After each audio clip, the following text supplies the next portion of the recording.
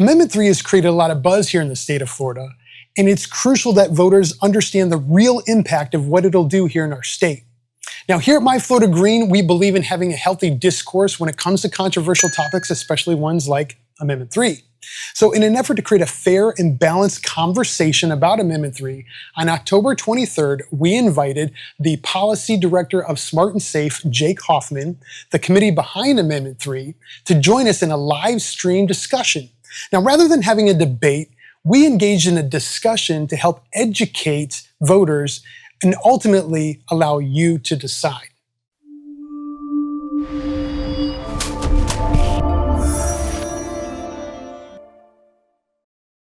In this clip from our discussion, we explore why Amendment 3 does not allow for home grow for personal use. In your opinion, why doesn't the amendment allow individuals to grow their own plants for their own personal use? That's very simple. I mean, are you familiar with the attempt that was made to do both homegrown and recreational that was shot down by the Supreme Court in the state of Florida? Really? Talk to me about that. Yeah, so there was an attempt to create a constitutional amendment where it had both homegrown and the recreational sale, similar to what you see now in this Amendment 3. And it was shot down because we have something in Florida called the single subject rule. And, for people who aren't, politically savvy and they don't really know about how this works, like we used to have in Florida, they would combine two different things, right? So take it, for example, partisan school board races and then like medical marijuana. Like they would put both of them in the same amendment and you would vote for both at the same time. And you'd be like, well, I like one of those, but I don't like the other one, right? And when they do that, like there's problems, obviously. Like people want to vote for one thing, not both things. And so we have something called the single subject rule. It's actually a good rule that we have. And the Supreme Court in the state of Florida here ruled that both homegrown and recreational in the same one was actually two different subjects. Now, I mean, you can agree or disagree with that, but that's what the Supreme Court said. And so they had to do this as a single subject, which is just recreational. Now, as far as homegrown, I don't speak for True Leaf, but I've heard them say many times that like they're for homegrown. They've done all the petitions for homegrown. A lot of most people in the industry are for homegrown. Your problem is the people up in Tallahassee who don't want to do homegrown, right? Like, and it's been hilarious actually watching a bunch of Republicans say, oh, well, why doesn't this have homegrown? We really want, and I'm a Republican, by the way, very Republican. But they're saying like, we want, why doesn't this have homegrown? It's like, you guys could have passed a homegrown bill for the last 30 years. You said no to a lot of them, actually. There have been people who've introduced homegrown bills many, many times, and they've always said no. So the idea that like, why is it not in the amendment is because it's not allowed by law. And I'm supportive of it. People who are behind this bill are supportive of it. And again, Republicans are apparently supportive of it. So again, in January, if this passes, go up to Tallahassee and advocate and say, hey, we want homegrown alongside of this. You've been saying we need it. We need it now. And it can be done. And this does not prevent a homegrown bill from being introduced in Tallahassee in January. I appreciate that helping us understand that nuance there, the single subject, because that is important to know. Something that it just is confusing to me, and not necessarily confusing, but it doesn't make sense. If it really is single subject and they're really going to be strict about that, recreational should have never been a part of the medical amendment. So that's one thing. But the other thing, though, is that should have never happened, right? The other thing too is we've had a medical program for over 8 years. Patients have been. And we've got just under 1 million patients in the program in the state of Florida. They've been screaming for home grow for 8 years, and there's been no movement. I just don't see that, a corporation that invested, well over 110 and counting $1 million to get this amendment on the bill, which is required. I mean, let's face it, to get anything on any kind of amendment passed or any kind of bill passed, it's going to cost money, right? And that was a big corporation that put up $110 million in order to put it on this amendment. Home grow was not included. It's not been a part of the medical program. If this passes, it's never going to happen. I'm sorry, but because here's why. Let me finish. And And the reason why is that citizens do not have $110 million to just invest, and that's just to invest to get this back on. And you're saying that it could happen in the next 6 months. If it didn't happen in the last 8 years for patients that are literally suffering from debilitating conditions, there's patients that are literally dying right now and relying on this to stay alive from chemotherapy, Parkinson's, ALS. I can't tell you how many conditions that we see that rely on this that don't even have access to home grow because it's just not going to be allowed. And if that was never allowed under that premise, there is no way that it makes any rational sense that they would ever allow home grow, especially when it specifically says in the amendment it's not allowed. No, well, it doesn't say anywhere in there that it's not allowed. It says the people who are allowed to sell are people who have a license, right? That doesn't explicitly say you also can't do homegrown. Again, like single subject, it doesn't address homegrown at all. And the point I've been making a few times now is that like this will not go anywhere, as it has not for the last 8-10 years until it is forced upon the legislator's desk. And it's going to have, if this passes, like, again, a lot of people that are in this community, a lot of people want the same thing. They're just kind of arguing over how it needs to get done. But there needs to be a deep, deep understanding of how the politics of Tallahassee, the politics of what it's like to be a state representative or a senator, or and have to listen to the politics, the governor, all of those pieces of it. Like, no, you are not going to get homegrown. If this doesn't pass, but if this passes, now they've been saying for the last 6 months, oh, well, we want homegrown. So is it going to happen? I don't have a crystal ball. I can't tell you. I mean, I would like to see it. And like you said, citizens don't have the ability, the resources, and Republicans, again, I don't disagree with this. They've made it very difficult to put citizens initiatives onto the ballot and pass with 60%. Like you said, it does cost a lot of money.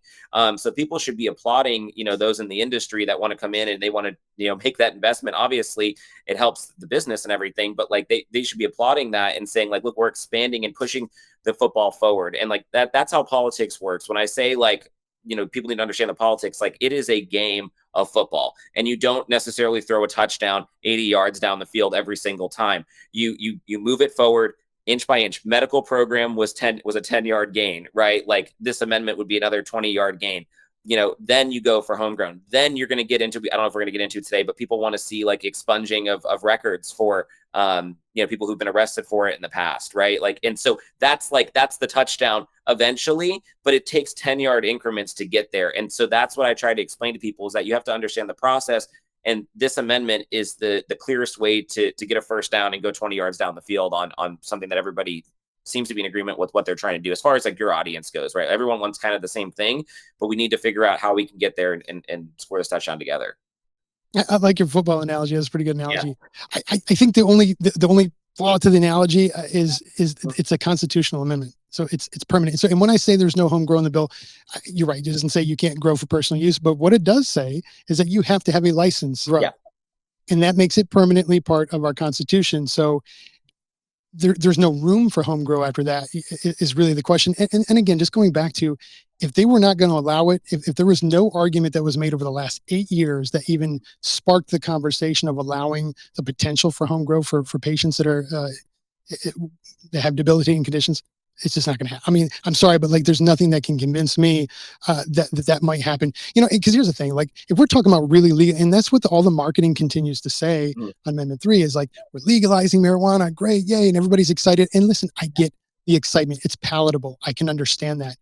The plant should have never been made illegal. Let's just say that right off the bat. But if it's truly going to be legal, it should be treated the same as, why is it beer is legal? I can make beer at my house. Sure. Wine is legal. I can make wine at my house. Sure. Tomatoes, I can grow a tomato plant in my backyard. But if we're saying we're legalizing cannabis, but I can only get it from a corporation who produces it, grows it, and produces it for me, when I don't even know what else is in it. And I'm somebody who's very healthy, very holistic myself, and I know a lot of patients who are, that's problematic. So if it just creates massive problems with the possibility of that. One thing I want to get into, because I think it's important for people to understand, it's not just about this constitutional amendment, because I hear it from a lot of people. Again, I've been doing this for months now, and so I've gone to the debates, I've gone to the forums, I've talked to people. There's a lot of like almost legalese being done on, hey, this line in the amendment says this, so this can happen or this cannot happen. I'll give two really good examples for your audience to understand and look into. In 2000, we had a constitutional amendment that the people voted in, it was approved, that was supposed to bring a publicly funded train from every single major city in the state of Florida. That was destroyed, by the way. So like when people say it can't go in the Constitution, we don't have a train. We're 24 years later. There's no train that connects all the places. So like it goes to the Constitution and it goes up to Tallahassee and they mold it and they mold it and they mold it. I also worked on the felons restoration of voting rights. This was maybe like 4 or 6 years ago. And there was a huge argument after the fact, right? Because this was a constitutional amendment. And then the legislature went up there and they had to argue actually over what the definition of the end of a sentence was, right? Because in the amendment, it says like when somebody has completed their sentence, they can vote again, right? In the state of Florida. And they had to legally define what the end of a sentence was. And so the big argument was between whether it was when they got out of jail or prison, or was it when they paid all their fines and fees.